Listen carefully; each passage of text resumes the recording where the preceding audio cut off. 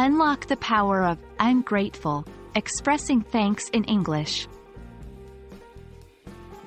Hello learners. Today, we're diving into a key part of English conversation, expressing gratitude. Specifically, we'll be focusing on how to use the phrase, I'm grateful, and its variations.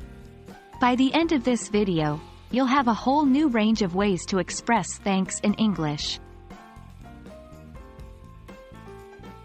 The phrase, I'm grateful, is a powerful way to express deep, sincere thanks. It suggests that you don't just appreciate something casually, but you are deeply thankful for it. It's often used when the thing you're thankful for has had a significant impact on your life.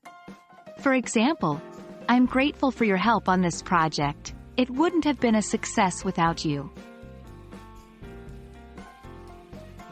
We can also use variations of I'm grateful to make our gratitude more specific and to vary our language in conversation. Here are a few examples. I'm extremely grateful for your help. This variation emphasizes the degree of gratitude. Use this when you want to express a high level of thanks. I'm particularly grateful for your advice.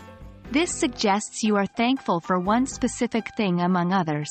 I'm eternally grateful for your support. This suggests a lasting, timeless sense of gratitude. It's a very strong expression, often used in dramatic or emotional contexts. I'm grateful can be used in both formal and informal contexts, but it's important to know when and how to use it appropriately.